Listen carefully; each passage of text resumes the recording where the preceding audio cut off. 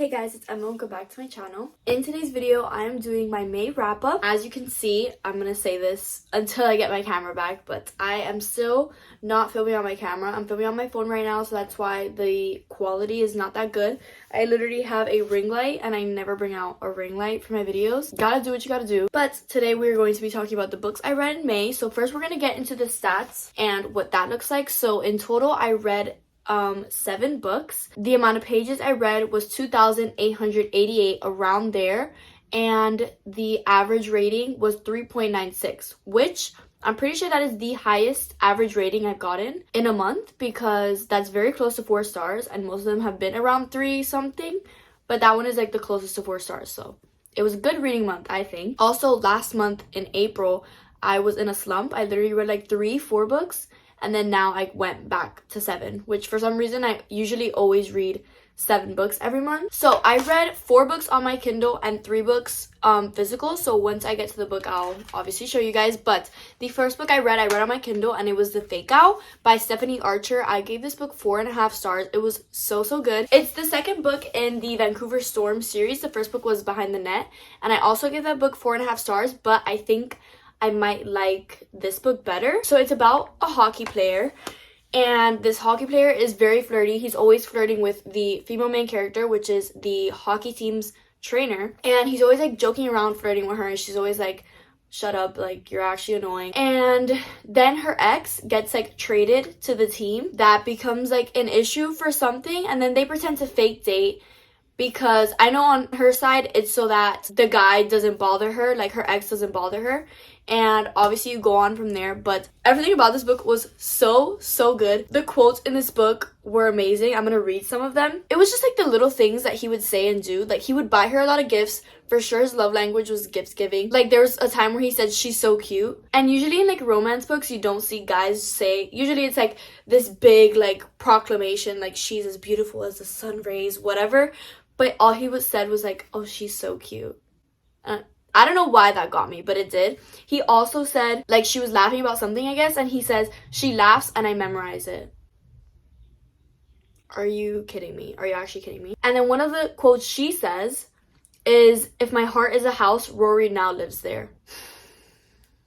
This book was so good. Stephanie Archer writes such good books. I've read 3 of her books this month, and I'm going to get into that when I get to those books.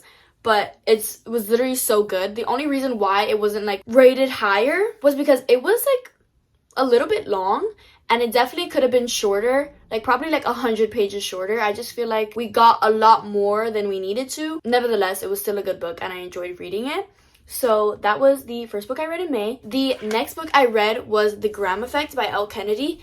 This is a spin-off, I think, of the Briar You series. So the first book, The Deal, in the Briar You series, The Deal, is about Garrett and Hannah, and The Graham Effect is about their child, their daughter, and she plays hockey at Briar U now. And basically, Briar U obviously has a girls hockey team and a guys hockey team, but recently their rival school, I don't know, something happened that that hockey team has to now come to Briar U, but they were literally rivals, so the boys literally can't work together, like they hate each other. That happens, and then Gigi meets this guy that she met a while ago, but they basically help each other because the guy says that she needs work on the like arena, and she wants to get into like the Olympics, so he's like giving her tips like, I'll help you with this, but she needs to help him get in a good word into her dad, because he wants to get into like a camp or something to help out. So they're like doing things to help each other. Obviously there's some tension. This book was also really good. I think I gave it 4.5 stars too. Or no, I gave it 4 stars. The only thing about this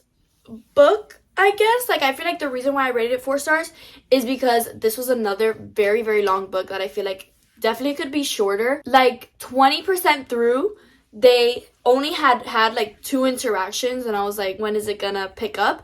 And mind you, 20% through isn't like 100 pages of the book. It is much further into the book because of how thick this book is. But overall, it was a good book. I loved seeing the old Briar U characters. Like, she was literally casually having lunch with my phone coming off, but she was literally casually having lunch with Dean and Logan because like they're her uncles. It's so we should just casually having lunch with them and like I'm literally in love with your uncles. Like it was just cute seeing like everyone from Briar U. I think that's about it. I really did like the romance. There was a lot of good like quotes in here. The tension was really good. I literally felt it while reading the book. So the next book I read was Good Girl Bad Blood. I've read the first book in this series a while ago, and I had just been waiting until I was in the mood to read this again because obviously it's not a romance book.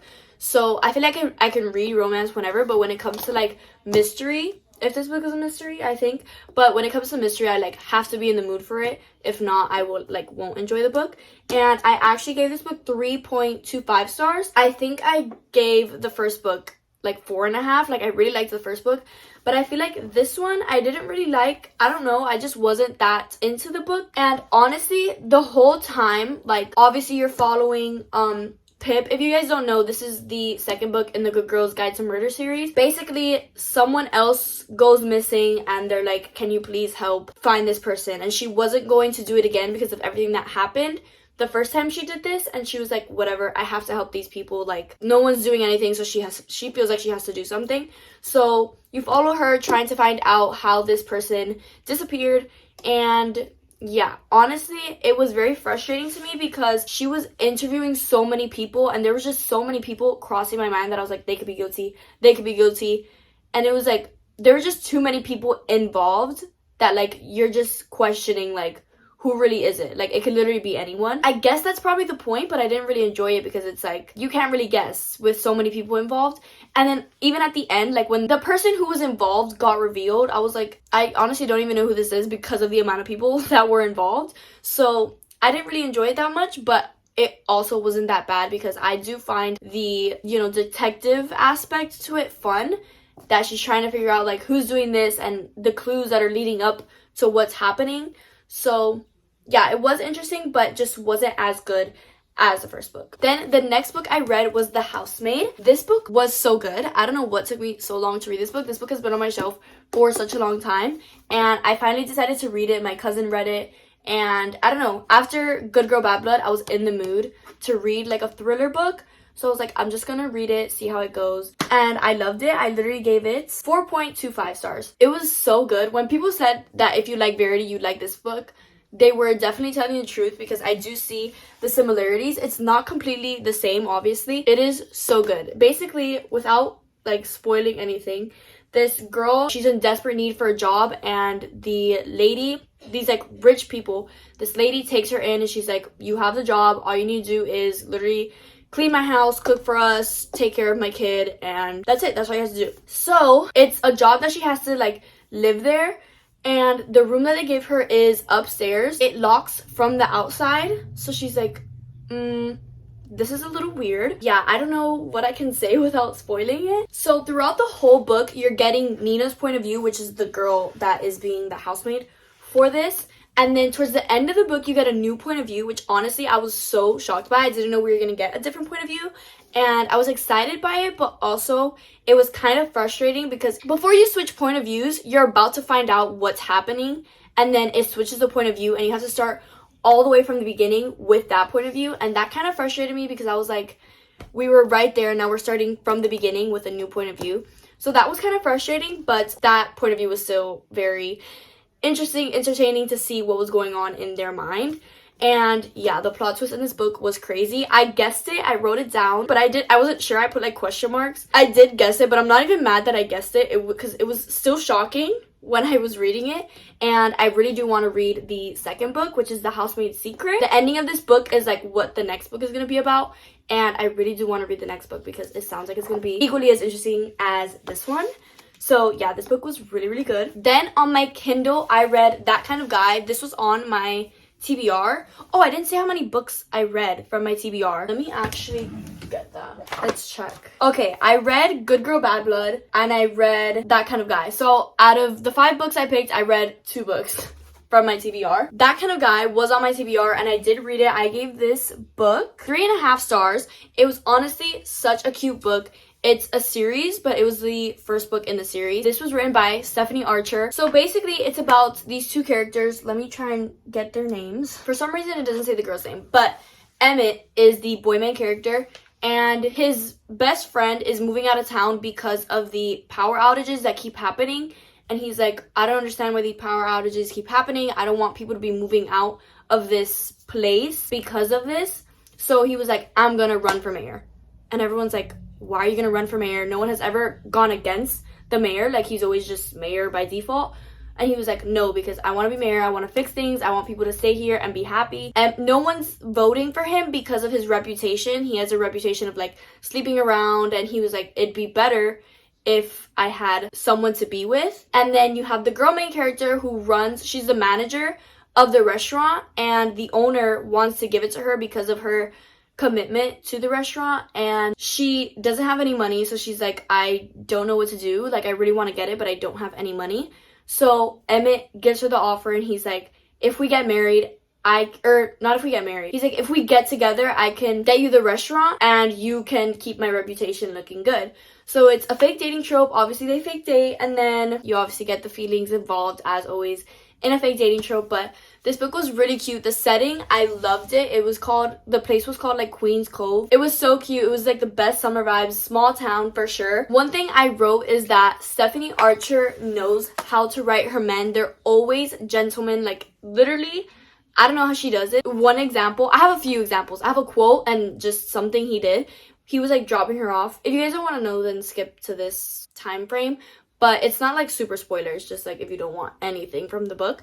But he was like dropping her off at home, and he was like waiting for her light to turn on in her room to make sure like that she was safe. And it's like, it's just the little things. Like, you know, when a guy waits for you to get into your house before he drives off, like just things like that. It's just so cute to see in a book. And then one of the quotes that I wrote down, okay, he literally said, the light caught her deep blue eyes, and it occurred to me that as long as I lived, I would never see a color more beautiful.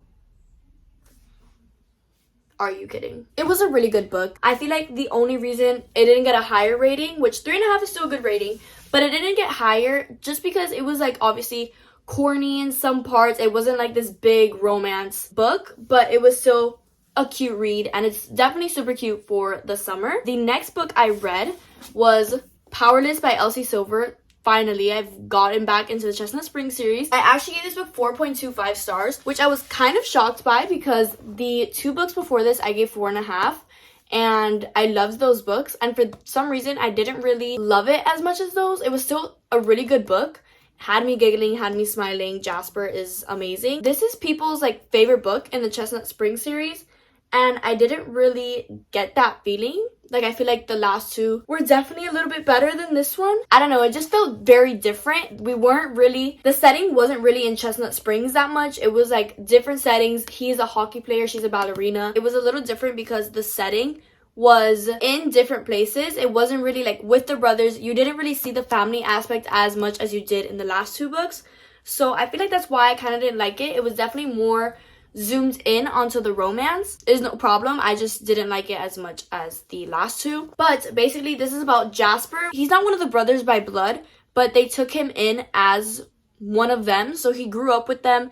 And then Sloane is the brother's cousin. So they grew up together since they were little, and she's always had a crush on him. Sloane is getting married, and Jasper like saves the day. I'm not gonna say too much because I feel like I liked going in blind into this, but you can tell he doesn't really like the fact that she's getting married.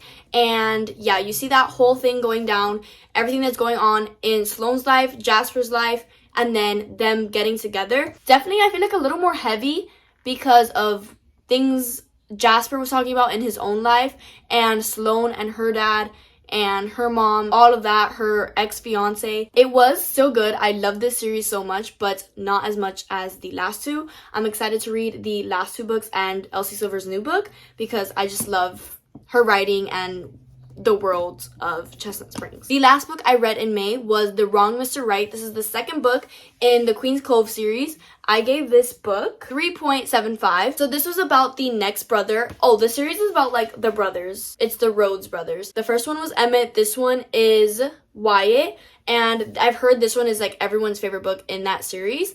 But basically Wyatt is this surfer guy. He has his own surf shop. And then it's about, what's her name? It might be Hannah, but I'm not sure. I'm pretty sure it's Hannah. She has her own bookstore. I have to talk a little quicker because my phone is running out of storage and it keeps stopping me. So basically what I was saying before it cut me off was Hannah is about to turn 30 and she has a lot of things she wants to do before she turns 30. Okay, I literally gave up because my phone just keeps saying, let me show you guys, it keeps saying full storage, and I'm just gonna use this camera. Believe it or not, I like using my phone more than the camera. We're just gonna have to work with it. I don't know if you guys can tell how frustrated I am, but it's okay, we're on the last book anyway. Basically what I was saying was Hannah is about to turn 30. She has a lot of things she wants to do before she turns 30. One of them is that she wants to be this confident, hot girl, and she has had a crush on Wyatt for a long time, and she's like, you know what, Wyatt could probably help me. He's not a relationship guy. He gets with a lot of hot girls, so she's like, he can help me become one of them. She goes up to him and she's like, I need you to help me do this. I want to be more confident. I want to be hot. He's like, I'll help you, but only you're gonna have to do everything I say. And he basically takes her and makes her do a bunch of things. He teaches her how to surf, and he goes to karaoke with her. They do a bunch of things that basically cracks her out of her shell. And while all of this is happening, Wyatt is trying to practice for this surfing event that will basically help him get bigger in the surf world. Hannah is like, something that'll help you is being on social media. I'll run your social media account. You don't have to do anything. Yeah, so she's helping him run his social media account, helping him grow, get bigger, get sponsorships, and he's helping her turn into this confident woman that she wants to be. Yeah, while they're doing all that, you see obviously some feelings grow. I honestly feel like, now that I'm thinking about it, I feel like I definitely could rate this book 3.5 stars. I honestly felt the same as the first book in the series. It was cute, but it wasn't like all that. It wasn't a crazy romance book. Obviously, there were so cute quotes in here, little things that he did. Another thing is that he had this nickname for her, and it was Bookworm, and he called her Bookworm way too much. Like, it was in every single chapter, and I don't know if that's too much for you, but it was too much for me. Like, it had gotten to a point where I was like, every time he said bookworm, I literally skipped over the word because I was like, okay, it's too much. There's obviously like good things about the book, bad things about the book, but it was still good. And yeah, I gave it 3.5 stars is what I'm gonna change it to. So yeah, those were all the books I read in May, and I hope you guys enjoyed. Hopefully in the next month, June, I could read a lot of books too. I don't know how many I'll be able to read because I am going on a trip and I don't know how much I'm going to be reading on that trip. We'll see in the next wrap up. Stay tuned for that. But I really hope you guys enjoyed. Make sure to give it a like, subscribe, turn on your post notifications so you know when I post my next video, and I'll see you guys in the next one. Bye guys!